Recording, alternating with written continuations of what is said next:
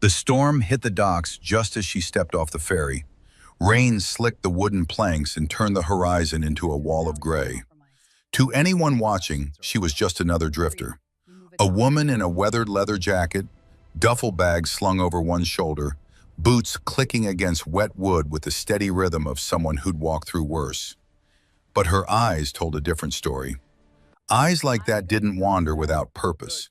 They'd seen things that left marks deeper than scars. They'd watched good men die. They'd made choices that haunted the space between heartbeats. She walked toward the naval checkpoint with the same calm stride one might use walking into a grocery store. Except her destination wasn't for the faint-hearted. Naval Base Coronado, home of the United States Navy SEALs. The rain intensified. Thunder rolled across the Pacific like artillery fire. She didn't quicken her pace, didn't seek shelter, just kept walking, one boot in front of the other, toward a place she'd sworn she'd never see again. 7 years ago, she'd walked through these same gates for the first time. 21 years old, fresh out of BUD/S training, selected for something that didn't officially exist. She'd been so young then, so certain the world made sense, so convinced that doing the right thing mattered. The woman walking toward those gates now was 28. The 7 years between felt like 70. Her name was Thorne Ashford, call sign Phantom, and she was about to prove that some ghosts refused to stay buried. Security noticed her immediately. A civilian trying to access restricted military property, that was always suspicious. But this one had something else about her. Something in the way she moved. The way her eyes tracked every vehicle, every patrol route, every sight line without seeming to look at anything at all. The young guard at the checkpoint had been on duty for 6 hours. Rain soaked through his poncho. His boots squelched with every step. He'd been looking forward to the end of his shift, to hot coffee and dry socks. Now he had a problem. He stepped forward, hand resting on his sidearm. Not threatening, not yet, just ready. "Ma'am, stop right there." She stopped. Rain ran down her face. She didn't wipe it away, didn't blink against the water streaming into her eyes, just stood there, waiting, like she had all the time in the world. "This is a restricted area. You need authorization to proceed." Slowly, deliberately, she reached into her jacket. The guard's hand tightened on his weapon. His training kicked in. Threat assessment, distance calculation, response options. She produced a military ID card, worn at the edges, laminated surface scratched from years of use. She held it out between 2 fingers, steady, no tremor. The guard took it, studied it under his flashlight. The photograph matched, but the date didn't. His frown deepened. "This ID expired 3 years ago." He looked up at her. "Ma'am, I need you to—" "Check the credentials," she said. Her voice was quiet, steady, the voice of someone who'd given orders under fire, who'd made life and death decisions while bullets cracked overhead. "Then call your CO." Before he could respond, 2 military police officers approached from behind. Their boots splashed through puddles. Their hands rested on their sidearms. One of them whispered something into his radio. His expression hardened, changed. The professional courtesy evaporated like morning fog. "That's enough," the taller MP said, gripping her arm. "Ma'am, you're under arrest for impersonating a naval officer, specifically a Navy SEAL." He pulled out handcuffs, metal gleaming in the rain. "You have the right to remain silent. Anything you say can and will be used against you in a court of law." She didn't resist, didn't argue, didn't explain. In fact, she almost looked relieved as they cuffed her hands behind her back and led her toward the security building. Young recruits stopped to watch, female recruits mostly, running morning PT in the rain, their faces curious, judgmental. One whispered to another, loud enough to be heard, "Stolen valor, pathetic." The woman in cuffs heard it. Her jaw tightened. A muscle twitched near her eye. But she kept walking. Some truths were too classified to defend. The interrogation room smelled of bleach and damp concrete. Fluorescent lights buzzed overhead, casting harsh shadows that made everyone look sick. Steel table bolted to the floor, 2 chairs, one-way mirror taking up most of the back wall. Thorne sat in the chair facing the mirror, hands still cuffed behind her back. Water dripped from her jacket onto the concrete floor. Drip, drip, drip. The only sound in the room besides the electrical hum. She counted the drips, measured her breathing, controlled her heart rate. 72 beats per minute, same as always. She'd trained herself to maintain that rhythm under any circumstance. Gunfire, explosions, the slow creep of hypothermia in Arctic water, the screams of dying men. A room full of skeptics was nothing. The fluorescent lights flickered once, twice, steadied. She studied her reflection in the one-way mirror. The woman staring back looked older than 28, harder. The softness of youth worn away by years of living in shadows. Behind that mirror, people were watching, making calls, running her fingerprints through databases, trying to figure out who she really was. Let them look. They wouldn't find what they were searching for, not in any system they had access to. Her records had been erased by people with the authority to make individuals disappear from history. She'd been dead for 4 years, officially anyway. The door opened. Commander Vance Hollister entered, 48 years old, 26 years in the Navy, 20 of those with the teams. He had the look of a man who'd spent his youth doing things that aged him faster than the calendar suggested. Gray threaded through his buzz cut, lines around his eyes from squinting through rifle scopes in desert sun, hands scarred from rope work and breaching charges, a slight limp in his left leg, probably shrapnel, probably Afghanistan or Iraq. He carried a file folder, thin, not much in it. He sat across from her, set the folder on the table, didn't open it, just studied her for a long moment, taking in the details. The way she held herself despite the cuffs, the controlled breathing, the stillness that wasn't nervousness but complete self-possession, the slight callus on her right index finger, trigger finger, the faded scar running along her left forearm, knife wound, defensive. You're telling me you were a SEAL? His voice carried the particular skepticism of a man who'd earned the trident and knew exactly what it cost. Every drop of sweat, every moment of agony, every friend buried in Arlington. She met his eyes, didn't blink, didn't look away. I'm not telling you anything, Commander. I'm waiting for someone with the clearance to have this conversation. Hollister's jaw tightened. The muscle pulsed beneath his weathered skin. We've checked every record. There's no female on any SEAL team roster during your claimed service years. None. Not one.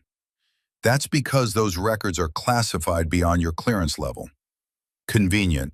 He leaned forward, fingers laced together on the steel table, knuckles white with pressure. You know what's funny? We get wannabes all the time. Guys who read books, memorize some lingo, buy surplus gear on eBay, maybe even get a fake trident tattoo from some parlor in San Diego. He paused, let the silence stretch. But you didn't make a single rookie mistake in your terminology when they processed you. Knew the right codes, the right protocols, the right way to stand when they put you in cuffs. He studied her face, looking for cracks, finding none. That's impressive, but impressive doesn't make it true. She said nothing. Her gaze drifted to the one-way mirror, to the shadows moving behind the glass. Someone was making a phone call. Someone important. She could feel the shift in the room's energy, the way the guard by the door kept glancing at his radio. Good. The wheels were turning. Hollister opened the file folder. Says here you claim to have completed BUD/S training in 2017. He looked up. Walk me through Hell Week. No. His eyebrows rose slightly. The first crack in his professional composure. Excuse me? I'm not performing for you, Commander. Either get someone with appropriate clearance in here, or charge me and let JAG sort it out. Hollister's eyes narrowed. The room felt smaller suddenly. 2 wills pressing against each other like tectonic plates. neither willing to give ground. You're facing federal charges. Impersonating a military officer is serious. Stolen valor carries penalties you don't want to think about. I know exactly what the penalties are. Her voice remained level, almost bored. 5 years maximum federal prison, dishonorable discharge equivalent for civilians, loss of benefits, permanent record. She tilted her head slightly. I also know you're stalling while someone runs my biometrics through classified databases, facial recognition, fingerprint analysis, probably cross-referencing with DIA and CIA records by now. Something flickered in Hollister's expression. Uncertainty. Surprise. How long until they hit the firewall? She asked. She'd touched a nerve. His hand moved to the folder, then stopped. A tell. Let's try something else, he said. You want to prove you know what you're talking about? Fine. He gestured to the wall behind her. A framed photograph showed a SEAL team in full combat kit. Desert background, faces blurred for operational security. Standard team photo, standard propaganda. The rifle in that photo. Tell me about that weapon. She didn't turn to look.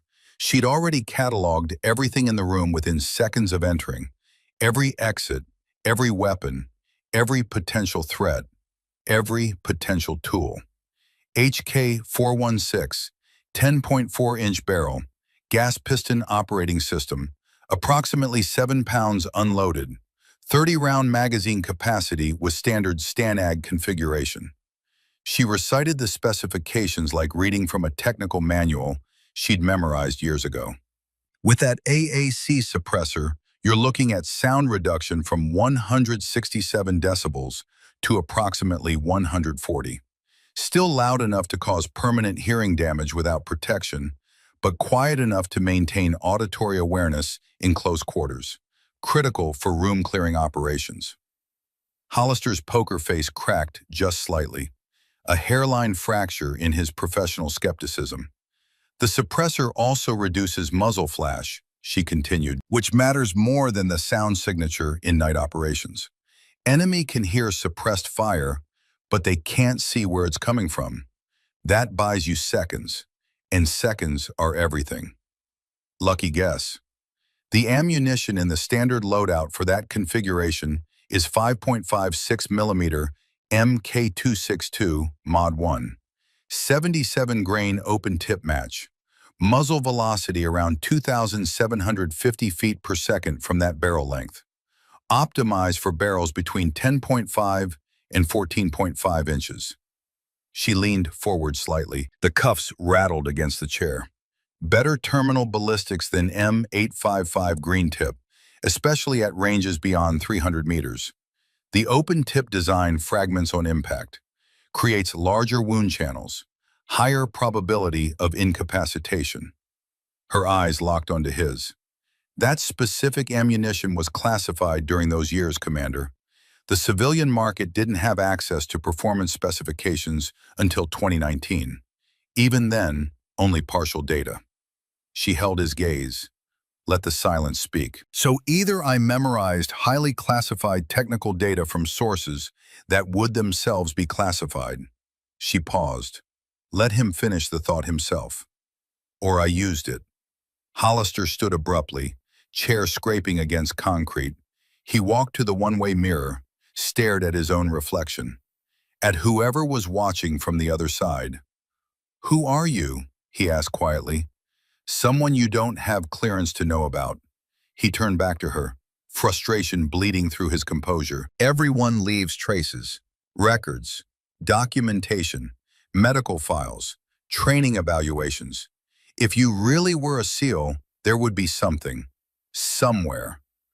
There was. Her voice carried weight now, finality. Then it was erased, deliberately, completely, by someone with the authority to make people disappear from history. Why? She was quiet for a moment. When she spoke again, her voice had changed, softer, heavier with memories she'd spent years trying to bury. Because sometimes the missions matter more than the people who run them. Because sometimes the only way to protect an operation is to bury everyone involved. She paused. Because dead operators don't ask questions, don't give interviews, don't write books, don't testify before Congress. Her eyes met his. And officially, Commander, that's exactly what I am. Dead. Have been for 4 years. Hollister opened his mouth to respond, but the door opened before he could speak. A younger officer stuck his head in, face pale, eyes wide with something that looked like fear. Commander, you're needed outside, now. The urgency in his voice made Hollister move. He glanced back at her once before leaving. The door closed with a heavy, metallic thud. Thorne sat alone in the room, listening to the rain against the window, counting the drips of water from her jacket, breathing slowly, evenly, the way she'd been trained, the way she'd survived. 4 years of hiding, 4 years of running, 4 years of watching and waiting and gathering intelligence, piece by painstaking piece. It all came down to this room, this moment, this gamble. Either they'd believe her, or she'd spend the next decade in a federal prison. Either way, the clock was ticking. Somewhere across the world, a man she'd left behind was running out of time, and she refused to let another teammate die while she did nothing. The door opened again. This time, the man who entered changed everything. The room seemed to shrink around him, not because of his physical size.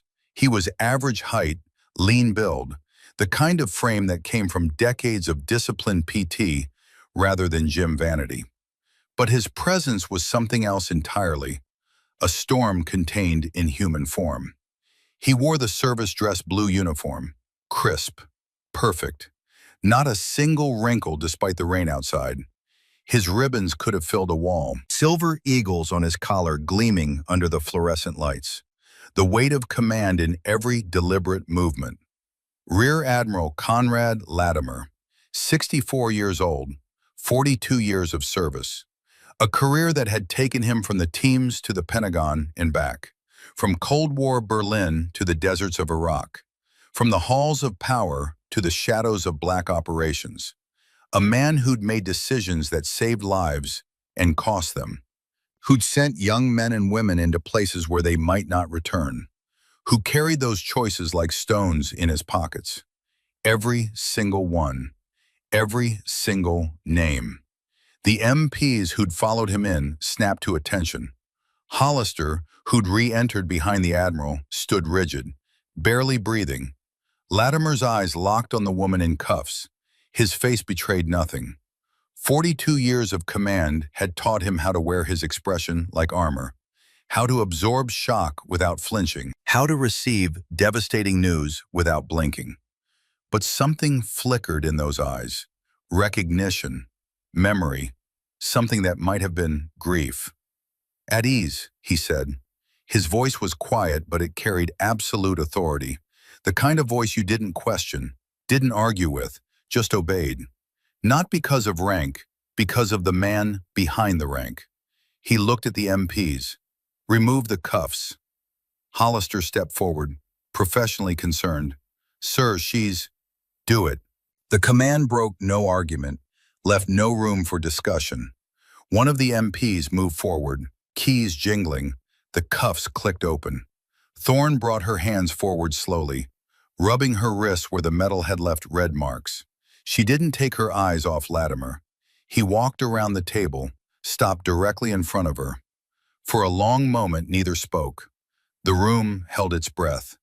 The rain continued its assault on the window. The fluorescent lights hummed their electric hymn. The air itself seemed to thicken. Stand up.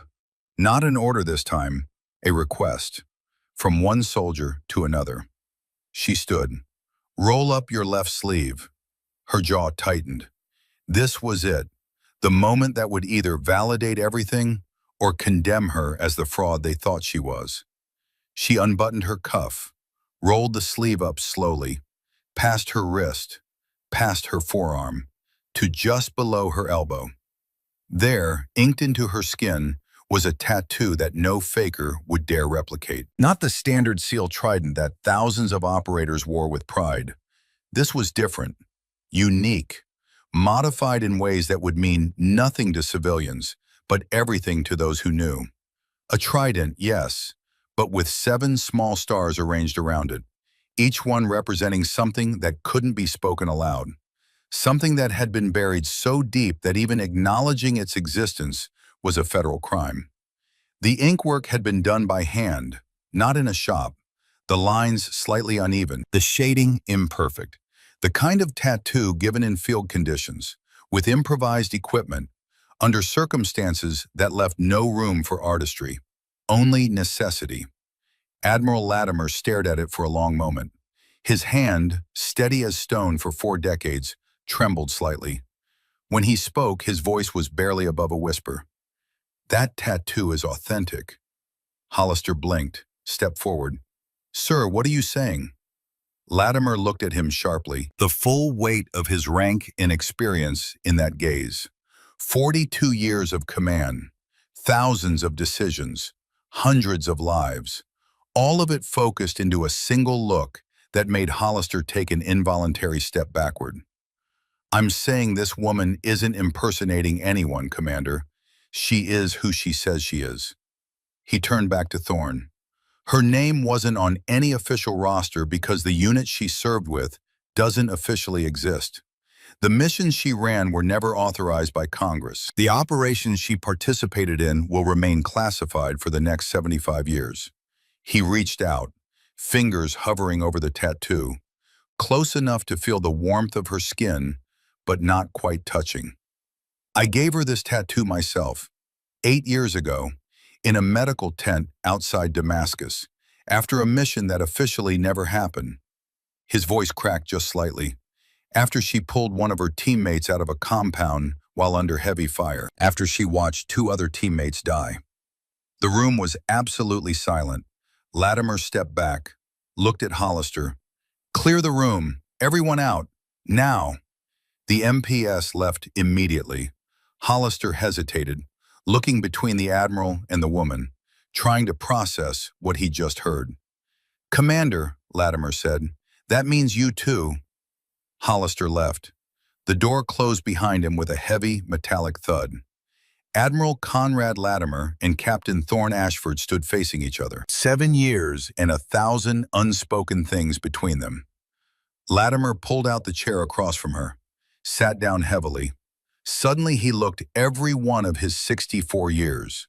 The armor of command falling away, leaving just a tired old man carrying too many ghosts.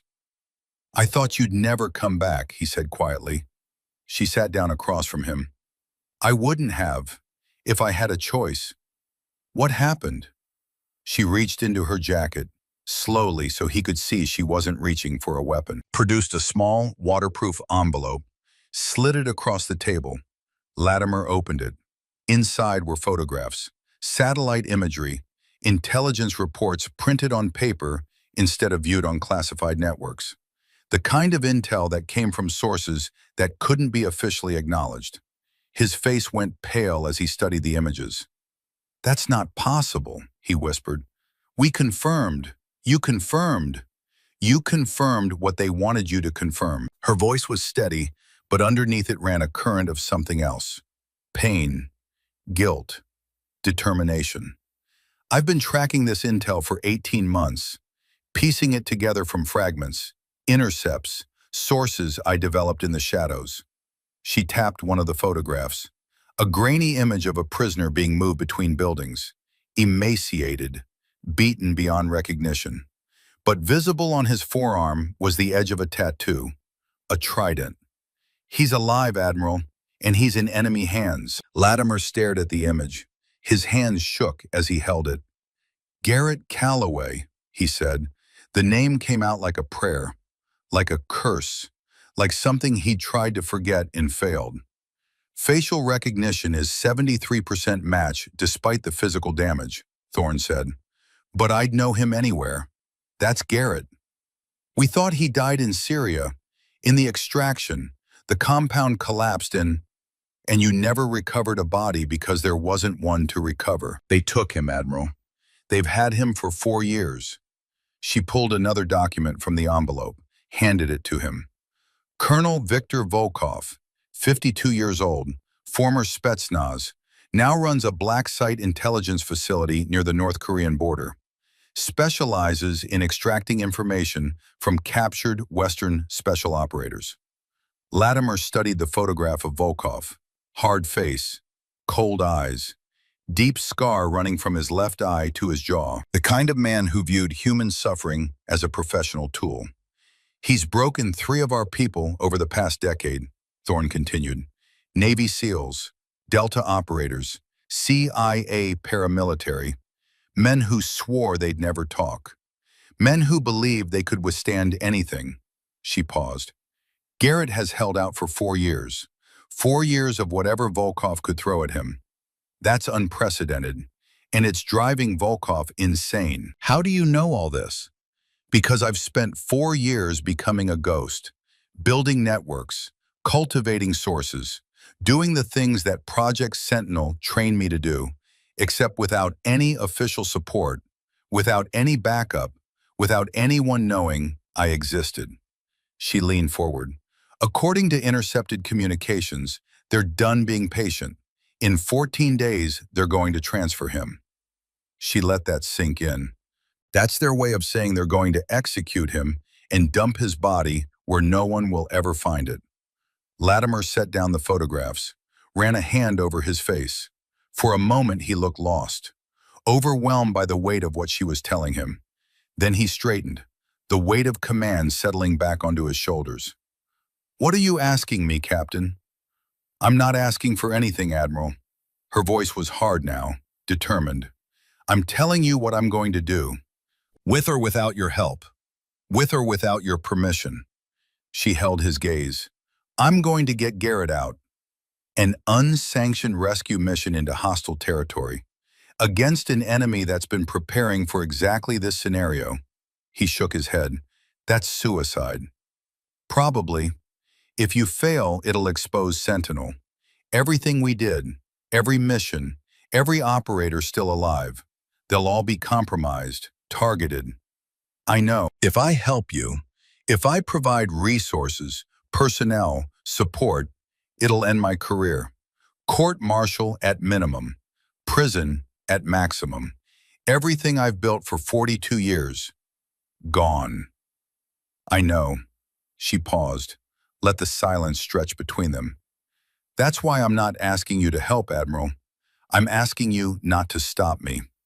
Latimer stared at her, seeing the 21-year-old kid who'd walked into his office 8 years ago, eyes bright with idealism, convinced she could make a difference. Seeing the 28-year-old woman standing before him now, forged in fire, tempered by guilt, hardened by determination.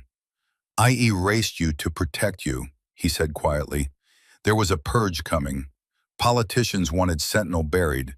Everyone involved. I had a choice.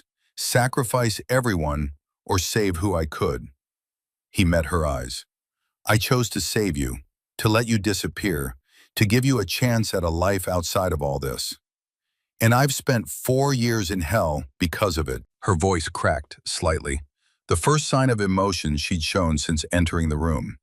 Latimer stood, walked to the window, stared out at the rain hammering against the glass. Do you want to know the truth? The real truth? She waited. I didn't just erase you to protect you. I erased you because I couldn't face what I'd done. He turned to look at her. I sent your team into that mission knowing the intelligence was questionable. I prioritized the objective over your safety. And when Cole died, when Prophet was captured, when you came back broken, his voice was raw now, honest in a way that command rarely allowed. I couldn't live with having you around as a reminder, so I erased you because it was easier than looking at you every day and remembering what I'd cost us all. Silence, heavy and profound. Thorne walked over to stand in front of him. When she spoke, her voice was soft, but it carried steel underneath. Then help me fix it. Help me bring Garrett home. Not because it'll absolve us, not because it'll make the guilt go away. She held his gaze. But because it's the right thing to do. Because we owe him. because no one else is coming for him. Latimer looked at her, really looked, saw the determination, the fire, the same qualities that had made her exceptional 8 years ago. He thought about his career, 42 years of service, the ribbons on his chest, the respect of his peers, everything he'd built. Then he thought about Garrett Calloway, 32 years old when he'd been captured, 36 now, 4 years of torture, 4 years of holding out, 4 years of waiting and hoping that someone would come. The decision wasn't really a decision at all. If we do this, he said slowly, it stays completely black. No official authorization, no backup, no rescue if things go wrong. He paused. Just us, and whoever I can pull together without raising flags. I understand. You'll be operating without support, without extraction guarantee. If you're captured, I can't acknowledge you exist. I've been operating that way for 4 years. Latimer extended his hand. Then let's bring our man home. She took his hand, felt the weight of the commitment, the promise, the oath. Thank you, Admiral. Don't thank me yet, Captain. We might both hang for this. She almost smiled. Almost. Some things are worth hanging for. Latimer held her hand for a moment longer, then released it. Get yourself dried off and fed. Meet me at Building 7 at 2200 hours. I need to make some calls. Pull in some favors. Find us a team. She nodded, started toward the door. Captain, she turned back. For what it's worth, I never stopped believing in you.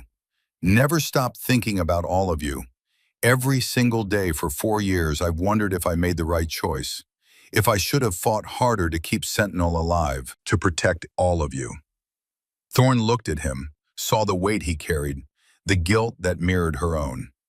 The past is done, Admiral. All we have now is forward. Forward, he agreed.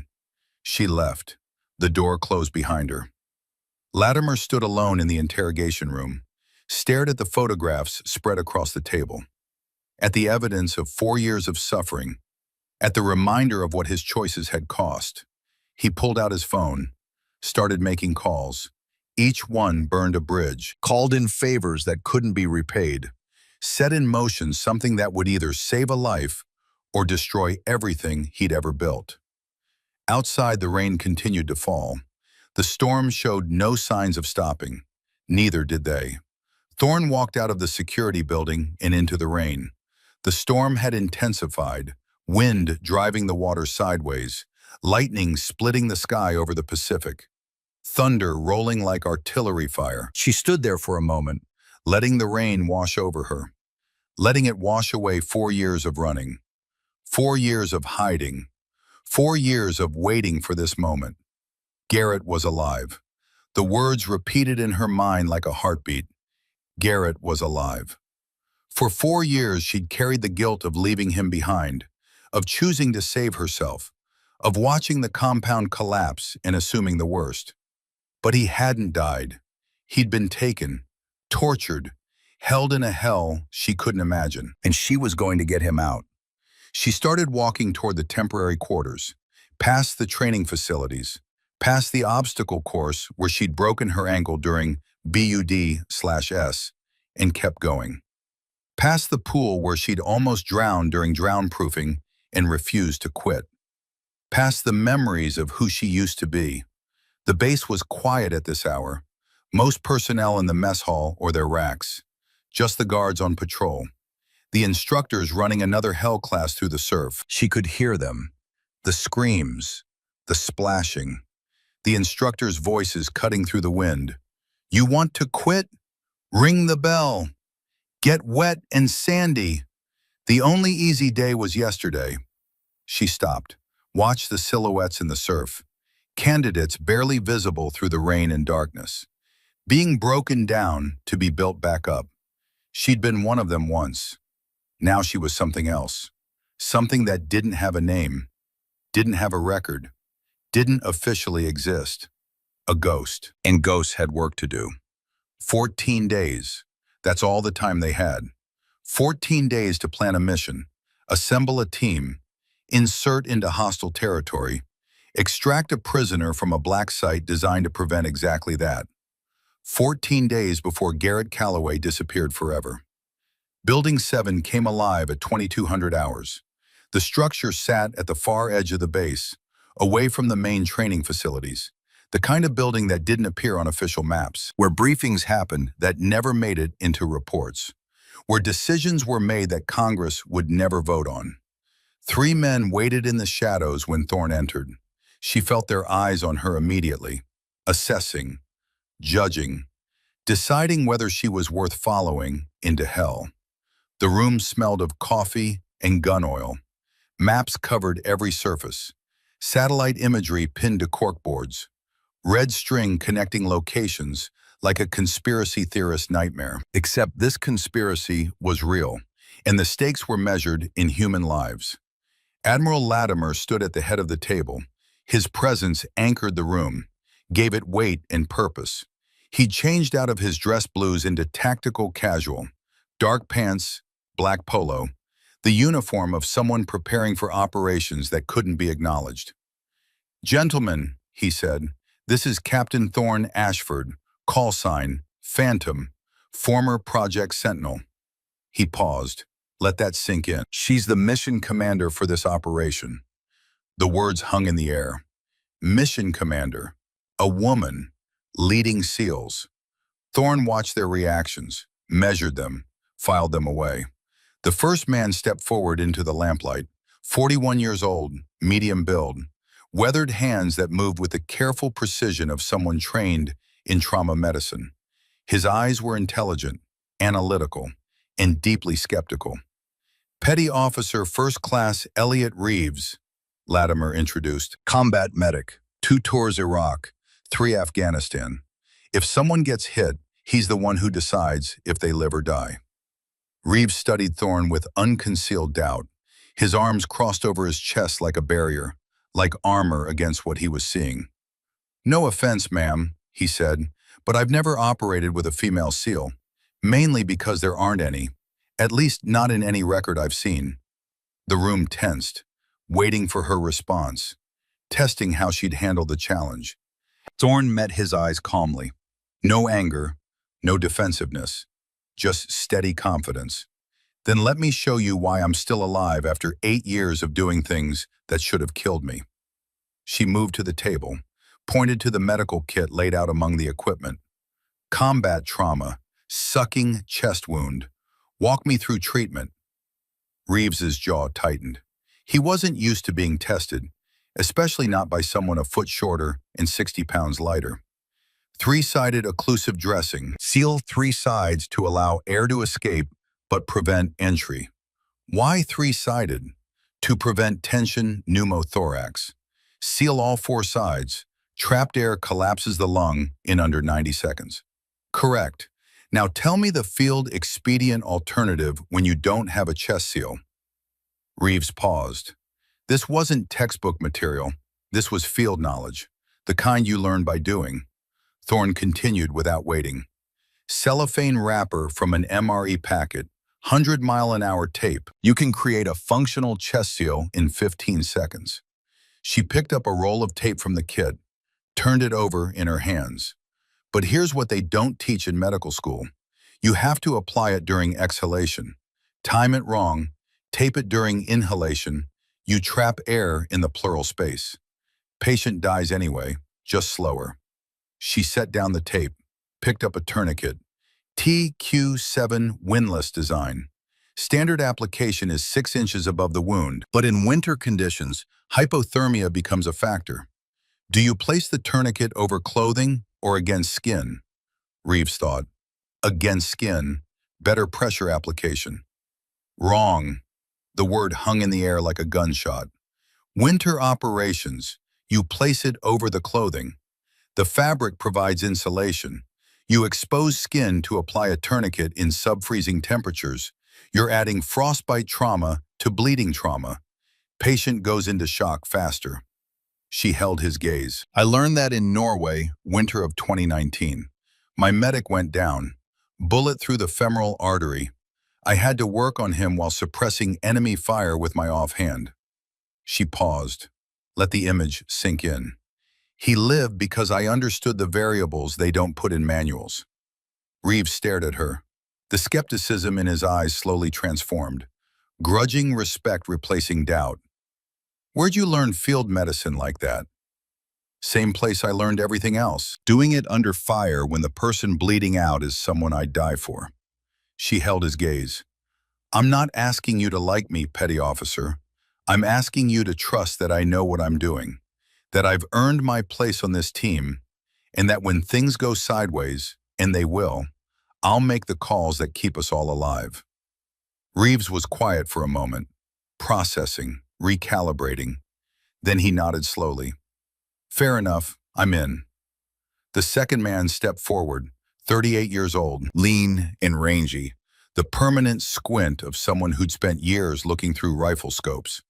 His movements were economical, controlled, the mark of a professional who measured everything in millimeters in seconds. Chief Petty Officer Cade Sullivan, Latimer said, Scout Sniper, 87 confirmed kills. If you need someone dead at 1,000 meters, he's your man. Sullivan's eyes were cold, professional, the eyes of a man who'd learned to disconnect emotion from action, who'd watched hundreds of people die through his scope and slept fine afterward. Let's talk ballistics, Captain. Thorne almost smiled. She'd been waiting for this one. Your preferred caliber, .338 Lapua Magnum. Projectile weight, 250 grain Sierra Match King. Ballistic coefficient, .670. She moved to the map, pointed to the target compound. We're inserting here, 4,000 feet elevation, winter conditions. Estimate 30 degrees Fahrenheit. Your primary overwatch position will be approximately 400 meters from the compound. 15-mile-per-hour crosswind from the west. Target is moving at approximately 3 miles per hour. She looked at him. Calculate your hold. Sullivan's eyes narrowed. This was the real test. The mathematics that separated amateurs from professionals. The calculations that meant the difference between a clean kill and a miss that got your team killed. At 400 meters, drop compensation is 2.1 milliradians. He spoke slowly, working through the variables. But at 4,000 feet elevation, air density is roughly 10% less than sea level. That reduces drag, flattens trajectory. Actual drop is 1.9 mils. Thorne nodded. Keep going. Wind deflection at 400 meters with 15-mile-per-hour crosswind is approximately 1.2 mils right. But we need to account for the Coriolis effect at this latitude. He paused, eyes distant, running the numbers. Northern hemisphere, target moving east to west, add 0.1 mils right. Temperature? Temperature is critical. Standard ballistic tables assume 70 degrees Fahrenheit. Every 20-degree drop reduces muzzle velocity by approximately 1%.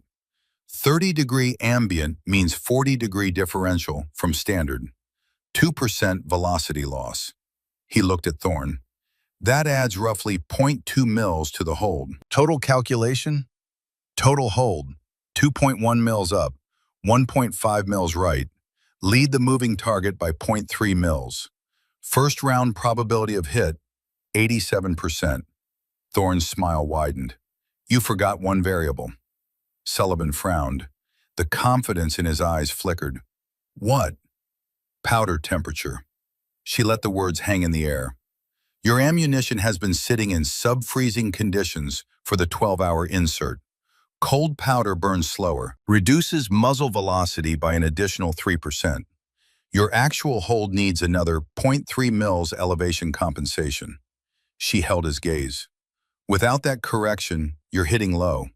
Might wound instead of kill.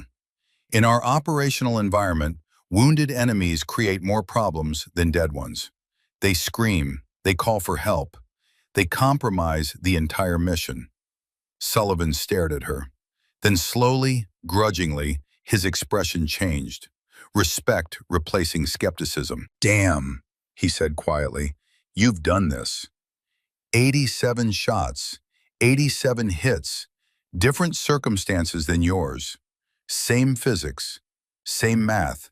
Same understanding that details matter more than talent. Sullivan extended his hand. I'd be honored to serve with you, Captain. She shook it. The honor is mine, Chief. The third man stepped forward, 34 years old, built like a boxer, compact and powerful. His hands were scarred from years of working with explosives. He moved with the careful confidence of someone who understood that one mistake could vaporize everyone in a 50-meter radius. Senior Chief Petty Officer Weston Kane, Latimer introduced. Breacher, Explosive Ordnance Specialist. Doors, walls, vehicles, if it needs to open, he makes it happen. Kane didn't test her, didn't challenge. He just stood there with something approaching reverence in his eyes. I heard about Phantom, he said quietly. Urban legend in the teams. Operator who could move through hostile territory like she was invisible, who made impossible shots, who brought her people home no matter what. He paused. I thought you were a myth. I'm honored you're real. Thorne studied him. Something in his voice didn't quite match his words. A tremor underneath the respect, a darkness behind the eyes, a weight he was carrying that had nothing to do with this mission. Thank you, Senior Chief, but I need to ask. His expression darkened, the reverence fading into something harder, something personal. Syria, is it true you left men behind? The room went silent. Reeves and Sullivan tensed. Latimer's hand moved slightly, ready to intervene. Thorne met Kane's eyes directly. No flinching, no deflecting. Yes. The word fell like a stone into still water. Lieutenant Cole Harrison and Petty Officer Dominic Shaw. Cole died protecting me from an RPG. Prophet was captured because I chose to extract Chief Calloway instead of staying to fight for him. Her voice was steady, but the pain underneath was evident, raw, honest. I've lived with that decision every day for 4 years. I dream about it every night. I wake up and the first thing I think about is whether I made the right choice, whether I could have saved them both, whether I should have died trying. She held his gaze. So yes, I left men behind, and I'll carry that for the rest of my life. Which is exactly why I'll never do it again. Why I'm here. Why I'm willing to risk everything to bring Garrett home. Her voice hardened. Because I understand what it costs to leave someone, and I won't pay that price twice. Kane held her gaze for a long moment. Something flickered in his eyes. Pain, recognition, a darkness that mirrored her own. Then he nodded. That's good enough for me. I'm in. Latimer stepped forward. We're all in. Now let's plan how we're going to do the impossible. They gathered around the table, 4 operators and an admiral who just committed treason. Maps and satellite imagery spread before them like a battle plan drawn in 2 dimensions that would be fought in 3. Thorne took point. This was her mission, her plan, her responsibility. For the next 12 hours, they refined every detail. Halo jump parameters, infiltration routes, extraction timelines, contingencies stacked on contingencies. By the time they finished, the mission lived in their bones. Now all they had to do was execute it, and pray the mathematics held when theory became bullets and blood. 12 hours of planning had refined every detail into muscle memory. Now, at 2,200 hours, they stood in the C-130's cargo hold. The theoretical had become real. Maps and calculations transformed into parachutes, oxygen systems, and loaded weapons. Thorne sat closest to the jump door. The plan lived in her mind now, not as briefing slides, but as choreographed violence.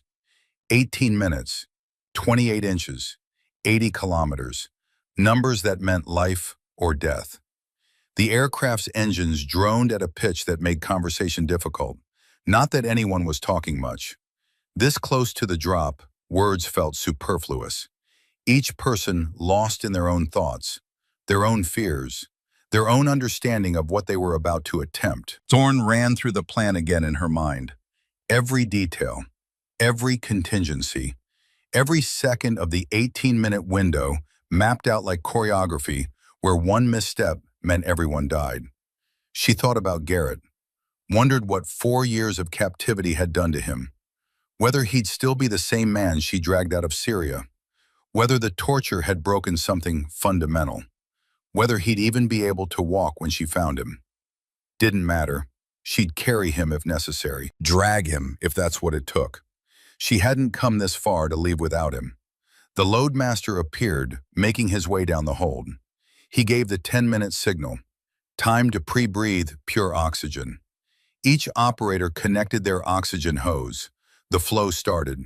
4 liters per minute of pure O2, flushing nitrogen from their bloodstream, preventing the bends, preventing hypoxia, preventing the 100 ways that altitude could kill you before you ever reach the ground.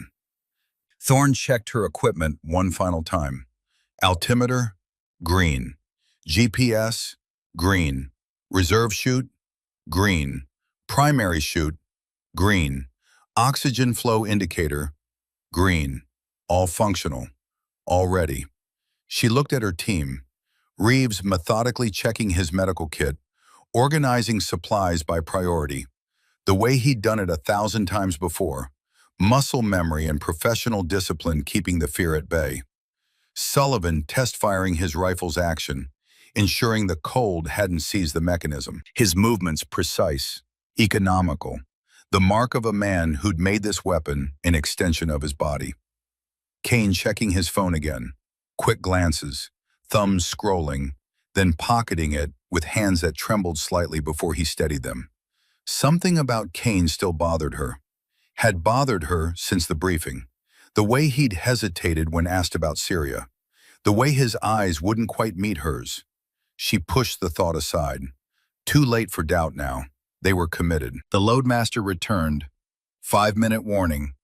Red light illuminated above the jump door, bathing everything in crimson.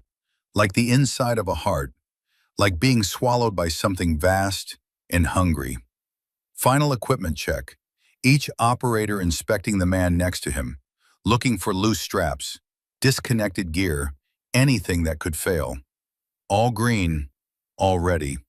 3 minutes. Thorne stood, moved to the jump door. The others formed up behind her. Single file, ready to exit on her signal. The loadmaster opened the door. The world exploded with sound and wind. The slipstream tore at her, trying to rip her out before she was ready. Temperature inside the hold plummeted, 40 degrees below zero outside, the kind of cold that didn't just chill, it burned. She looked out into darkness. 28,000 feet below, the earth was invisible, just blackness in stars, and the thin line of horizon where the two met. She was about to fall into nothing. 2 minutes. She thought about Cole, the way he'd stepped in front of that RPG without hesitation. The way he died so she could live. She thought about Prophet, his last words, his last look, the forgiveness in his eyes even as she left him behind. This jump was for them. This mission was for them. 1 minute. The loadmaster held up one finger. Thorne's hand went to her chest, checking one last time that her ripcord was accessible, that everything was secure, that nothing would fail when gravity took over, and physics became the only law that mattered. 30 seconds. She moved to the edge, toes over the ramp, wind screaming past, the void calling. The light changed, red to green. Thorne stepped into nothing. The wind hit her like a physical thing, tore the breath from her lungs, spun her for half a second before training took over. She arched, stabilized, arms out, legs spread, falling at terminal velocity toward an earth she couldn't see. 1001, 1002, 1003. Behind her, 3 more bodies tumbled into the void. She couldn't see them yet, couldn't hear anything but wind, but she knew they were there. 15 seconds into the fall, Sullivan appeared on her left, then Reeves on her right, then Kane below and behind. 4 operators falling together, a formation held by skill and faith, and the shared understanding that separation meant death. The altimeter on her wrist glowed green in the darkness. 26,000 feet, 24,000. 22,000, falling at 120 miles per hour. The earth rushing up to meet them. 18,000 feet, 16,000, 14,000. The darkness below began to take shape. Terrain features emerging from blackness. Mountains, valleys, the thin ribbon of a road cutting through wilderness. 10,000 feet, 8,000, 6,000. Thorne's hand moved to her ripcord handle. 4,000 feet, 3,500. Now, she pulled. The pilot chute deployed, dragged the main canopy out of her pack. She felt the tug, the opening shock, the sudden deceleration from terminal velocity to 15 miles per hour. Above her, the MC-6 canopy blossomed. Black fabric against black sky, nearly invisible. Around her, 3 more canopies deployed. All good, all flying, all tracking toward the landing zone. They flew in formation through the darkness, silent, invisible. 4 ghosts descending toward hostile territory.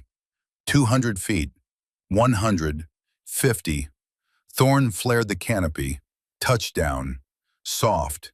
Feet, knees, roll. Combat landing. Up immediately. Hand on her rifle. Scanning for threats. Nothing. Clear. Sullivan landed 10 meters to her left. Then Reeves. Then Kane. Rally point. 30 seconds. Weapons hot. Perimeter established. They'd made it. Phase 1 complete. Now came the hard part. 8 kilometers of darkness lay between them and the compound. 8 kilometers of hostile territory where one mistake meant mission failure. One sound meant compromise. One wrong step meant death. They moved through the forest like smoke, night vision turning the darkness into shades of green. Each step placed carefully, each movement measured. Sound discipline absolute. The forest was silent except for wind through the trees, the distant call of some night bird, the crunch of frozen ground under their boots. An hour into the movement, Sullivan raised his fist. Freeze. Everyone dropped to the ground, became part of the terrain. Shadows among shadows. Thorne heard it then. Voices, distant but getting closer. She activated her night vision, scanned the forest ahead. 4 hostiles, moving along a trail 200 meters to their east. Weapons slung. Casual, not expecting contact. One of them laughed at something. The sound carried through the cold air. They were close enough that Thorne could smell cigarette smoke drifting between the trees. She pressed herself flat against the frozen ground, controlled her breathing, slowed her heart rate, became nothing, a piece of the landscape, invisible. The patrol passed within 50 meters, so close she could hear their conversation. Russian, probably, or one of the regional dialects. She didn't speak it well enough to understand the words, but the tone was clear. Bored, cold, wishing they were somewhere else. They had no idea 4 American operators lay within rifle range. Thorne waited. 10 minutes after the last sound faded, making absolutely certain they were gone. Then she moved again, the others following, silent, disciplined, professional. Another hour of movement through darkness in frozen forest. Then the compound appeared through the trees.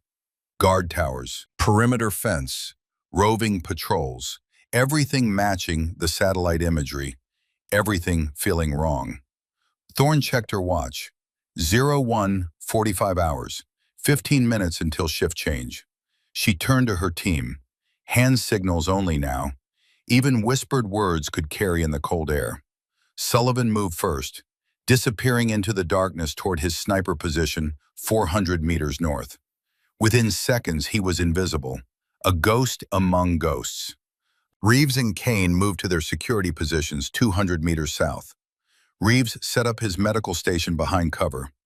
Kane began prepping charges, his movements mechanical, precise, betraying nothing of the turmoil inside. Thorne moved to the drainage culvert, 28 inches in diameter, barely large enough for her with minimal kit. She stripped down to essentials, rifle across her back, sidearm on her hip, Knife strapped to her calf, radio on her vest. Nothing else. Everything that mattered reduced to what she could carry through a pipe barely wider than her shoulders. 158. 2 minutes. She stared at the covert entrance, at the darkness beyond, at the point of no return. I'm coming, brother. Hold on. 200. Shift change began, guards moving, attention divided, the brief window of opportunity. Thorne entered the culvert. The space was claustrophobic, dark, wet, the smell of concrete and rust in stagnant water. She low-crawled through the tunnel, pulling herself forward with her elbows, rifle dragging beneath her, every sound amplified in the enclosed space. 30 meters through absolute darkness, her world reduced to the pipe around her, the cold water soaking through her gear, the sound of her own breathing. The knowledge that if she got stuck, if the intelligence was wrong, if the pipe was blocked, she'd die here, alone, in the dark, 30 meters from salvation. She kept moving. The pipe opened into a maintenance area beneath the main compound. She emerged, checked her surroundings. Clear. Good intel so far. That worried her.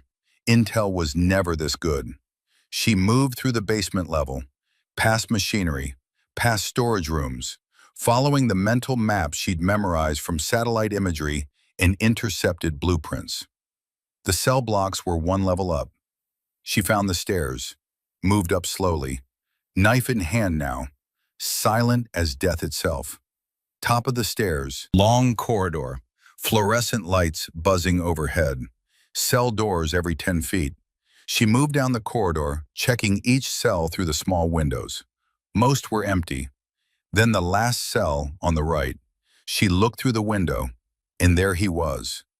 Garrett Calloway sat on the concrete floor, back against the wall. He was thin, emaciated. His face was bruised.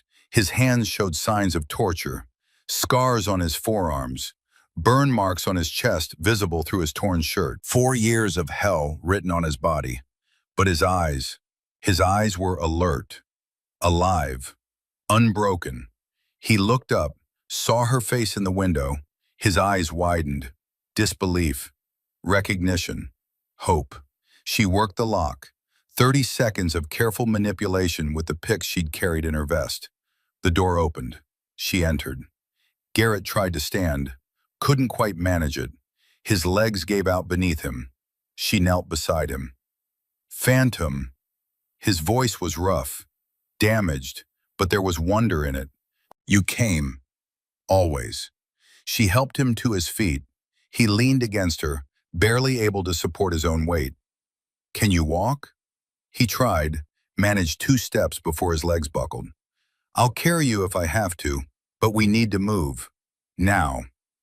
Phantom. Something in his voice made her stop. She looked at him, saw the fear replacing hope. He grabbed her arm. This is a trap. The words hit her like ice water. What? Volkov knew someone would come. He's been waiting for a rescue attempt. The compound, it's designed to lure in rescue teams and eliminate them. Her mind raced. The good intel, the perfect satellite imagery, the convenient drainage culvert. It all made sense now. They'd been set up. She keyed her radio. All units, mission is compromised. We're walking into an ambush. Abort! Abort! Abort! The radio crackled, then Kane's voice, tight with something that wasn't quite right. Phantom, we can't abort. We're already committed. Thorne's blood ran cold. Kane, what did you do? Silence on the radio, heavy, damning, then quietly broken. They have Lily, my daughter. 2 months. I didn't have a choice. The corridor lights blazed bright. Alarms wailed. Red lights flashing like the inside of hell itself. The PA system crackled to life. A voice echoed through the speakers. Calm, accented, amused. Welcome, Phantom. The voice seemed to come from everywhere and nowhere. Who sent you? The Admiral? Your guilt? Or perhaps destiny itself? Colonel Victor Volkov. The man who'd held Garrett for 4 years. The man who'd broken 3 operators before him. The man who'd been waiting for this moment. I've been expecting you. 4 years of patience. 4 years of preparation. And now, finally, the legend comes to me. His voice carried satisfaction, anticipation. Let's see if ghosts can bleed. The trap had been sprung. Guards flooded the corridor, weapons raised, shouting in Russian. Thorne grabbed Garrett, half carrying him toward the emergency exit. She fired without looking, suppressed rounds, double tap to center mass.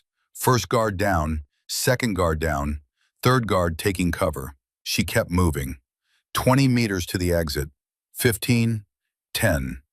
Behind them, more guards poured into the corridor, the entire compound mobilizing.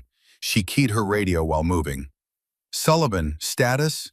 Taking fire. 4 hostiles down, but they've got me bracketed. Can't hold this position long. Reeves, respond. Static. Then Kane's voice. Broken. Ashamed. They've got Reeves. I'm sorry, Phantom. God, I'm so sorry. Thorne's jaw tightened. 2 men down or compromised already. Garrett barely able to walk. The entire compound alert. But she'd been in worse situations. She'd survived worse odds. She reached the exit, kicked the door open. Behind them, more guards. Ahead, chaos. Then the building shook. A massive explosion ripped through the compound. The floor buckled beneath her feet. Ceiling tiles crashed down. Lights flickered and died. Secondary detonations followed. Fuel tanks, ammunition storage. The sound of collapsing masonry. Kane had delivered. The guards in the corridor scattered, responding to the new threat. Confused, disorganized. Thorne reached the exit, burst through into the cold night air. Outside was absolute chaos. Fire, smoke, guards running in every direction, the compound burning. She moved, Garrett stumbling beside her. 50 meters to the perimeter fence. 40, 30. Then a figure stepped out of the smoke, blocking their path. Colonel Viktor Volkov stood there, calm despite the compound burning around him. Tactical gear, sidearm holstered at his hip, hands relaxed at his sides. The eye of the storm. Captain Ashford. His voice was conversational, almost pleasant. The Phantom. Finally, we meet face to face. Thorne pushed Garrett behind her, raised her rifle. Step aside, Colonel. Or what? You'll shoot me? He spread his arms wide. Go ahead. My men will cut you down before my body hits the ground. And then your precious Garrett dies anyway. Slow, painful, watching you bleed out beside him. He tilted his head. But you won't shoot, because you need something from me. What I need is for you to move. So American, so direct, no subtlety, no appreciation for the game. He took a step closer. Do you want to know how I knew you were coming? How I knew every detail of your plan? Thorne said nothing, but her finger moved to the trigger. Kane delivered you. Predictable. Grief makes men weak. Children are such effective leverage. He paused. Let that sink in. But he wasn't my only source, Captain. The words hung in the air like a threat. Admiral Latimer, 42 years of service. Cold War Berlin, Desert Storm, Afghanistan. Such a distinguished career. Thorne's blood chilled. We were enemies once. Then the world changed. Old warriors recognize each other across battlefields. Information flows between those who understand the game. You're lying. Am I? He smiled, cold, calculating. How do you think I knew about Sentinel, about Syria, about you? He leaned forward slightly. Your mentor compromised you. Not deliberately, perhaps, not knowingly, but old soldiers leave traces. And men like me, we know how to follow those traces back to their source. The doubt he planted was deliberate, precise, designed to fracture trust at the moment she needed it most. The question you should ask yourself, Captain, can you trust him when this is over? Or are you just another piece in a game played by men who've been moving shadows since before you were born? Thorne lowered her rifle. You talk too much, Colonel. She attacked, fast, faster than he expected. Her first strike caught him in the throat, not hard enough to crush his larynx, hard enough to stun. He staggered back, but he was better than she expected, decades better. He recovered, blocked her follow-up strike, countered with a palm heel to her sternum. Air exploded from her lungs. She rolled backward, came up, knife slashing. He caught her wrist, twisted. The knife clattered away. They crashed into the burning building's wall, heat scorching her back, his hands around her throat, squeezing, vision darkening, seconds from unconsciousness. She thought of Sullivan, Reeves, Kane, Garrett waiting 4 years. Not like this. Her knee came up hard. He grunted, grip loosening. She broke free, grabbed a piece of burning debris, swung it into his face. He staggered. She swept his legs. He went down. This time she didn't give him a chance to recover. She was on him before he could move. Knife retrieved, blade at his throat. Yield. He laughed, blood on his teeth. Kill me. It won't matter. My men will. Your men are dying. Your compound is burning. And in 30 seconds, my sniper is going to put a round through every hostile in sight. She pressed the knife harder. A thin line of blood appeared. Yield or die. Your choice. Something flickered in his eyes. The first crack in his confidence. You won't kill me. You need information. About Kane's daughter. About your admiral. About... You're right. I do need information. She leaned close. But I don't need you conscious to get it. She hit him hard. The hilt of the knife against his temple. Precisely calculated. Enough force to ensure unconsciousness. Not enough to kill. He went limp. She stood, grabbed Garrett. Move! Now! They reached the fence. Thorne cut through with wire cutters, pulled Garrett through the gap. On the other side, Sullivan materialized from the darkness. His face was grim. Reeves didn't make it. They got him before Kane's distraction. Thorne absorbed the blow, filed it away. Grief could wait. Survival came first. Kane? Don't know. Last transmission was the explosions. 2 men down, 1 wounded prisoner, 30 hostiles pursuing, 15 kilometers to the coast. The math wasn't good, but she'd beaten worse odds before. We move. 15 clicks overland. Stay ahead of pursuit. Sullivan, your rear security. He nodded, checked his rifle, chambered around. They started moving into the forest. Behind them, the compound burned. Ahead, darkness and distance, and the thin hope of extraction. 2 kilometers into the movement, Sullivan stopped. I'm staying. Thorne turned. No. Not asking permission, Captain. They're organizing pursuit. Someone needs to slow them down. We don't leave people. You're not leaving me. His voice was steady, certain. I'm choosing. That's what you taught me. That's what this whole mission is about. Choosing to stand for something that matters. He looked at her, something like peace in his eyes. Get him home, Phantom. Finish the mission. That's what instructors do. Thorne wanted to argue, wanted to order him to follow, wanted to find a way that didn't cost another life. But she knew he was right. Sullivan took up position behind a fallen tree. Perfect cover, perfect field of fire, perfect place to make a last stand. Go, Captain. That's an order. She hesitated for one more heartbeat. Then she went. The sound of precision rifle fire echoed behind them. Each shot measured, deliberate. One less pursuer. One more second of life bought with skill and sacrifice. The firing continued for 5 minutes. Then it stopped. And Thorne knew they'd lost another brother to the darkness. The forest swallowed them whole. Darkness pressed in from all sides. Trees became shadows. Shadows became threats. Every sound magnified. Every movement scrutinized. The weight of survival measured in seconds and heartbeats, and the distance between where they were and where they needed to be. Thorn half-carried Garrett through the undergrowth, his arm draped over her shoulders, his weight against her side. Each step a negotiation between his failing strength and her determination not to leave him behind. Not again, never again. Behind them, the sounds of pursuit, distant but growing closer. Voices shouting commands, engines starting, the organized chaos of men who knew these mountains and wouldn't stop until they found what they were hunting. Sullivan had bought them time. Maybe 5 minutes, maybe 10. He'd bought it with his life. The debt could never be repaid, only honored. They moved through a ravine, following a frozen streambed. The ice cracked under their boots, each sound like a gunshot in the silence. But it was the fastest route. Speed mattered more than stealth now. Garrett stumbled, went down to one knee. Thorn caught him, pulled him back up.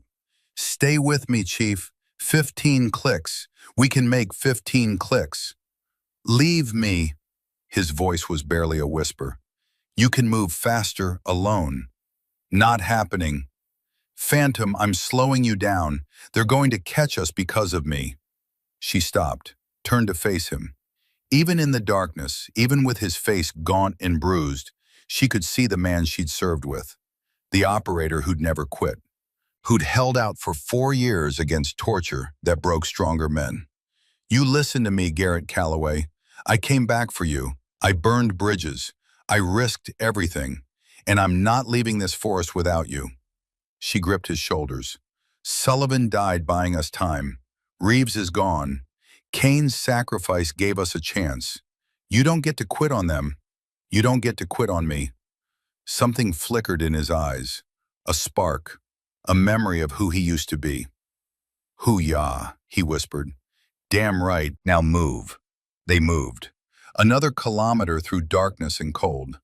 Garrett's breathing grew labored, his steps more uncertain. But he kept moving, one foot in front of the other, driven by will alone. The streambed opened into a valley. Moonlight broke through the clouds, enough to see by, enough to be seen by. Thorn checked her GPS, 8 kilometers to the coast, 8 kilometers through hostile territory with pursuit closing. She keyed her radio. "Rattlesnake, this is Phantom." 8 clicks from exfil. 2 operators, 1 wounded. Heavy pursuit, static. Then Admiral Latimer's voice, strained with tension and barely controlled fear. "Phantom, understood. RIB is standing by, but we're tracking multiple hostile units converging on your position." "We'll get there." "Thorn?" She heard it in his voice, the weight of command, the calculation of acceptable losses, the question he was afraid to ask. "Can you make it?" "We'll get there, Admiral. Have that boat ready." She cut the transmission before he could argue. They continued through the valley. Every minute counted. Every meter gained meant 1 less meter with hostiles at their back. An hour before dawn, they reached a river. The water moved fast between banks of ice and stone. Not wide, maybe 20 meters, but deep. The kind of crossing that killed unprepared soldiers.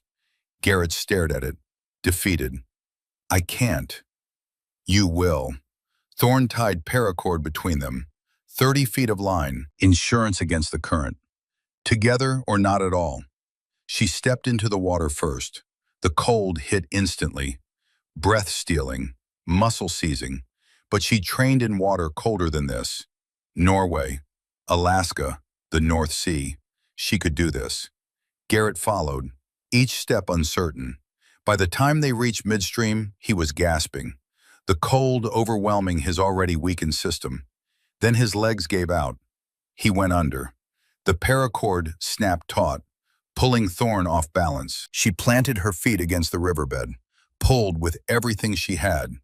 Garrett surfaced, choking, thrashing. "I've got you, I've got you." She hauled him forward, inch by brutal inch, fighting the current, fighting the cold, fighting the whisper in her mind that said this was too much, that the river would take them both. Her feet found the far bank. She pulled Garrett onto frozen ground, both of them shaking violently. hypothermia setting in fast. She stripped his wet clothes, wrapped him in her thermal blanket, activated chemical heat packs, placed them against his core, his neck, anywhere blood flow could carry warmth. Then she changed into her spare clothes, damp but better than wet. Garrett's shaking intensified, his lips blue, his eyes unfocused. "Stay with me, Chief. We're almost there." Cold. The word barely formed. So cold. "I know, but you've survived worse. 4 years in that cell. 4 years of hell. You're not dying from a river crossing." She rubbed his arms, trying to generate heat through friction. "Talk to me. Tell me something. Anything. Stay conscious." "Why?" His voice was distant, fading. "Why come back for me?" "Because you're worth it. Because we don't leave brothers behind. Because I made a mistake 4 years ago, and I've spent every day since trying to make it right." "Prophet. Prophet's gone. Cole's gone. But you're here. And I'll be damned if I lose you after coming this far." She pulled him to his feet. 3 more kilometers, that's all. 3 clicks, and we're home. Behind them, headlights appeared on the far side of the river. Vehicles. Multiple. The pursuit had caught up. No time for rest. No time for warmth. They moved. Dawn broke as they climbed the final ridge. Gray light spreading across the landscape, revealing their position, eliminating their concealment. Below, the coast, gray sand, waves crashing, and offshore, barely visible through the morning mist, a rigid, inflatable boat. Salvation. Thorne keyed her radio. "Rattlesnake, this is Phantom. We have visual on exfil point. Coming in hot, heavy pursuit, 300 meters behind." "Phantom, boat is inbound. 30 seconds. Hold position and prepare for immediate extraction." She turned to look back. Hostile forces burst from the tree line. 20 men, maybe more. Weapons raised, closing fast. She positioned Garrett behind a rock. Raised her rifle. Began firing. Controlled bursts. Center mass. Professional. Efficient. First hostile down. Second down. They returned fire. Rounds cracked past her head. Impacted the rock. Threw up sprays of stone fragments. She kept firing. Magazine empty. Reload. Continue firing. Third hostile down. The RIB hit the beach. Navy crew providing covering fire. Heavy weapons. M240 machine gun. Suppressing the hostiles, forcing them to take cover. "Load up! Move! Move! Move!" Thorne hauled Garrett to his feet, half carried him toward the boat. 50 meters. 40. 30. A round caught her shoulder. Left side, just below the collarbone. Pain exploded through her body. White hot, all-consuming. Her vision tunneled. Gray edges closing in. She stumbled, went down to one knee. Garrett grabbed her good arm. "Phantom!" For a moment, one terrible moment, she thought this was it. The mission would fail.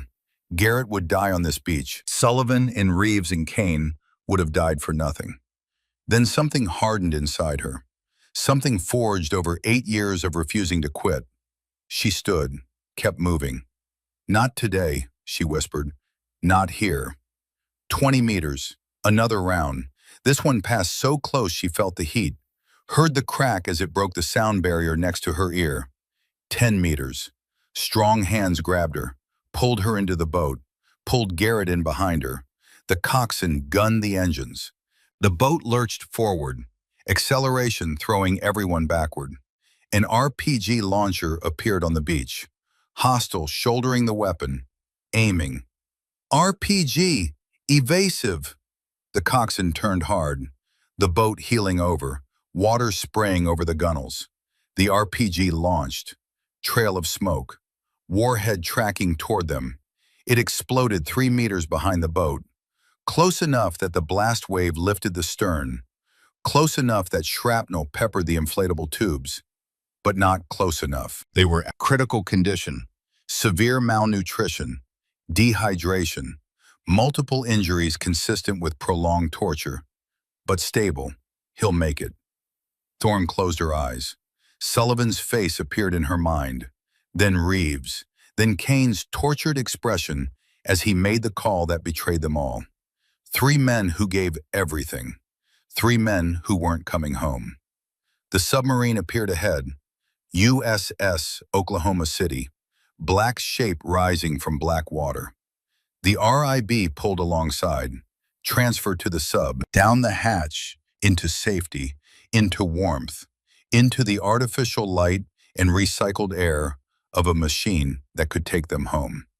The submarine dove, disappeared into the deep, taking them away from hostile territory, away from pursuit, away from the mission that had cost so much. Garrett was transferred to medical immediately. The corpsman worked on him with practiced efficiency. IVS, monitoring equipment, thermal regulation. A medic worked on Thorne's shoulder, cleaned the wound, sutured entry and exit, bandaged it, loaded her with antibiotics and pain medication. "You need rest, ma'am." "I need to see the Admiral." "Ma'am, you've lost blood. You're hypothermic. I need to see the Admiral. Now."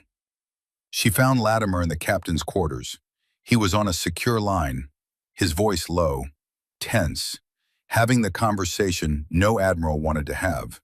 Casualty notification.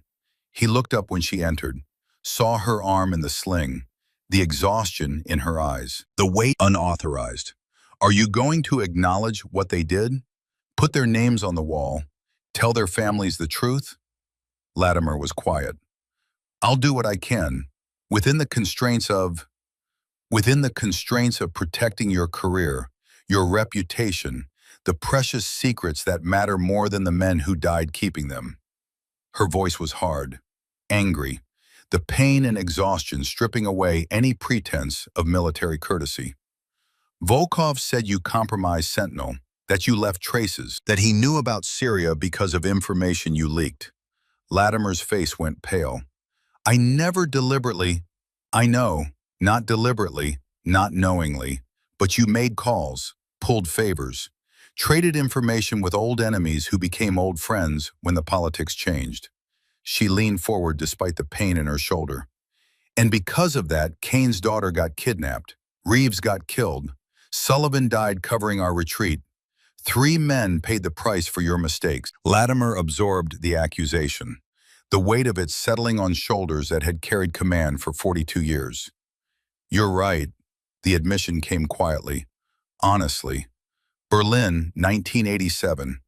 I traded HUMINT on Soviet naval movements for intel on their submarine fleet. My contact was GRU. I thought he defected. Turned out he was playing both sides." He paused. "When Volkov went private after the USSR fell, he inherited that network, including files on American operators his old contacts had tracked. Your name was in those files, Thorne. From Syria, from Sentinel. The specific details made it real, made it undeniable. When Sentinel was compromised 4 years ago, I made a choice. I erased you to protect you.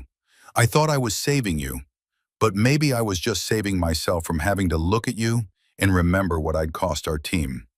Silence filled the small room. Then Thorne spoke, her voice softer now, less anger, more "I keep my promises, Admiral, all of them. Thorne, this is beyond. Find me a helicopter, someone who can fly it. That's all I need." Latimer looked at her, saw the determination, the fire that 4 years of hell hadn't extinguished, the same quality that made her survive when others broke. He reached into his desk, pulled out a small box, opened it. Inside was a gold trident pin. The real one, not the tattoo, not the symbol. The actual insignia that marks someone as having earned their place among the elite. "This was meant for you 8 years ago, before Sentinel was buried, before I made the choices that cost us everything." He held it out. "You've earned it, twice over, 3 times over." She took it, felt the weight, the history, the meaning. "Thank you, Admiral." Thank you, Captain, for reminding me what honor means. He paused. What happens to me now? What do you mean? Court-martial hearing in 3 weeks. I'll take full responsibility. Unauthorized operation. Misuse of resources. They'll strip my rank. Probably prison time. In Sentinel's exposure? Contained. I made sure the operation looked like my rogue action. The other operators are protected. He almost smiled. One last thing I can do right. Admiral. It's worth it, Captain. Garrett's alive. That's worth everything. 72 hours later, the submarine surfaced in United States territorial waters. A helicopter waited on the deck, medical teams standing by. Garrett was transferred first, still critical, still weak, but alive, conscious, aware. As they loaded him onto the stretcher, he reached out, grabbed Thorne's hand. You came back. Always. Cole would be proud. Prophet would be proud. They're not here, but you are, and that matters. He nodded, tears streaming down his face. Thank you, Phantom. Thank you for not giving up. They loaded him into the helicopter, rotors spinning up, lifting off toward the mainland, toward hospitals and recovery and the long road back to whatever normal meant after 4 years of hell. Thorne stood on the deck, arm in a sling, exhaustion written on every line of her body. But she wasn't done. Not yet. She turned to Latimer. The helicopter, the pilot. Already arranged, Lieutenant Mackenzie, Gulf War, knows how to keep his mouth shut. Weapons? Whatever you need. Then let's finish this. The helicopter insertion was clean, fast, precise. The secondary site was exactly where Volkov's files indicated. 30 kilometers from the main compound. Small facility, minimal security. 2 guards at the entrance. Thorne took them both down. Non-lethal, controlled force. They'd live to answer questions later, but they wouldn't be calling for backup. She moved through the facility, room by room, systematic, professional. Found Lily Kane in the 3rd room, 8 years old, blonde hair, blue eyes, terrified but unharmed. The girl looked up as Thorne entered, fear in her eyes, expecting more pain, more suffering. Thorne knelt down, removed her tactical mask, tried to look less threatening despite the sling and the blood on her gear. Lily? My name is Thorne. I'm a friend of your daddy's. I'm taking you home. The girl's eyes widened. Where's Daddy? The question hit Thorne like a physical blow. She thought about Kane, about his final transmission, about the explosions, about the sacrifice he'd made to redeem the betrayal he never wanted to commit. Your daddy is a hero, Lily. He saved a lot of people, good people. He wanted me to tell you that he loves you very much. Is he coming? No, sweetheart, he can't come. But he made sure you'd be safe. That's what daddies do. They protect their children, no matter what. She wrapped a blanket around the girl, picked her up, carried her out of that place of darkness and fear. The helicopter flight back was quiet. Lily slept, exhausted, safe for the first time in 2 months. Thorne watched her sleep, thought about Kane, about the impossible choice he'd faced, about the redemption he'd found at the end. Some debts could only be paid in blood, but some promises could still be kept. 3 days later, Lily appeared on her mother's doorstep. The woman opened the door, saw her daughter, collapsed to her knees, pulling the girl into her arms, sobbing, holding her like she'd never let go. She never saw the figure walking away down the street, never knew who brought her daughter home, never knew about the phantom who kept impossible promises. 6 months later, Naval Base Coronado, Hell Week in progress. A young woman struggled through surf torture, 22 years old, Bryn McAllister, face pale from hypothermia, body shaking, mind screaming to quit. The instructors were in her face, yelling, demanding she give up. Ring the bell, McAllister. It's warm. It's dry. All you have to do is quit. She was close, so close to breaking. her hand reaching toward the bell, toward relief, toward the end of pain. From the beach, a figure watched. A woman in civilian clothes, leather jacket, coffee in hand, face partially obscured by a hood. Bryn looked up. Through the spray and the cold and the exhaustion, their eyes met across the distance. The stranger gave the slightest nod.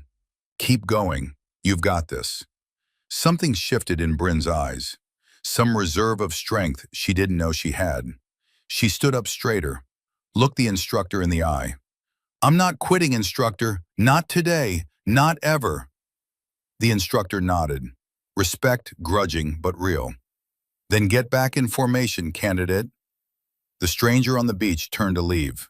An old SEAL stood nearby, 60-something, Gulf War veteran. Decades of experience written on his weathered face. He'd been watching the stranger watch the candidate. A younger instructor approached. "Who is that?" The old SEAL was quiet for a moment. "Nobody you need to know about, but that woman right there, she's proof that the best operators are the ones history forgets." He watched the figure disappear into the morning fog. On the other side of the base, a small park. Lily Kane played on the swings, 8 years old now, laughing, running, climbing like a child who'd never known fear, never known captivity. Her mother sat on a nearby bench, watching her daughter with the fierce protectiveness of someone who'd lost something precious and gotten it back. She'd asked questions, tried to find out who brought Lily home, filed reports with police, with social services, with anyone who would listen. But there were no answers, no witnesses, no surveillance footage, just a little girl appearing on a doorstep like a miracle. From a distance, a woman watched. Thorne Ashford, Phantom, the operator who didn't exist. She watched Lily play for a long moment, watched her be a child again, watched the promise kept manifest in innocence restored. Then she turned and walked away, into the fog rolling in from the Pacific, into obscurity, into the life she'd chosen. She thought about Cole, about the way he'd stepped in front of that RPG, about the sacrifice that gave her life. She thought about Prophet, about his last words, about the forgiveness in his eyes even as she left him behind. She thought about Garrett, recovering in a hospital somewhere, slowly finding his way back to himself, to life, to purpose. She thought about Sullivan, about his last stand, about the seconds he bought with his life. She thought about Reeves, about his skepticism transformed to respect, about dying before proving he believed. She thought about Cain, about impossible choices, about redemption found in sacrifice, about a father's love stronger than fear, the price of honor, the cost of keeping promises, the weight of being someone who would never quit, never ring the bell, never leave a teammate behind. She was Phantom. She was Sentinel. She was the operator who didn't exist but who would always come when called. And somewhere out there, someone else was waiting. Someone who needed a ghost to believe in. Someone whose hope was fading. Someone whose time was running out. She'd find them. She always did. The fog grew thicker, dense, white as snow, cold as memory. The beach fell silent except for the eternal rhythm of waves. Thorne Ashford disappeared into the mist completely. No trace left behind. No footprints in the sand. No evidence she'd ever been there. In a hospital room in Virginia, Garrett Calloway woke from surgery. Physical therapy ahead, psychological recovery, the long road back from 4 years of hell.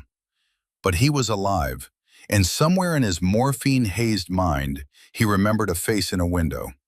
A door opening, a voice saying, "I'm getting you out." He remembered being carried through fire, through water, through darkness. He remembered a woman who refused to quit, who refused to leave him behind, who paid every price asked and some that weren't. When the doctors asked what kept him alive for 4 years, what sustained him when torture broke other men, he had only one answer. "I knew she'd come.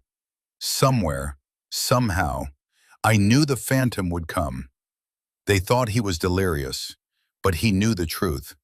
Some promises were stronger than pain, stronger than fear, stronger than death itself.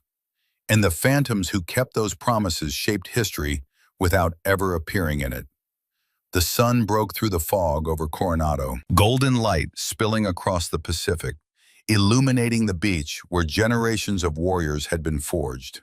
The waves continued their eternal rhythm. The candidates continued their eternal struggle. And somewhere in the light and shadow between legend and truth, a woman walked alone, not seeking glory, not seeking recognition, not seeking anything but the quiet satisfaction of promises kept and debts repaid. She was Thorn Ashford. She was Phantom. She was the ghost who walked. And she would walk forever, through darkness and fire, through pain and sacrifice, through every mission that mattered and every promise that demanded keeping. Because some people were called to serve not in the light, but in the shadows. Not in the history books, but in the unwritten pages between them. Not in the stories told, but in the silences where truth lived. She disappeared into those silences now, into the fog, into the mission, into the eternal watch. And somewhere, someone else was waiting. Someone who needed a phantom to believe in. She'd find them. She always did. The fog swallowed her completely. The beach was silent. The waves rolled on, and the phantom walked.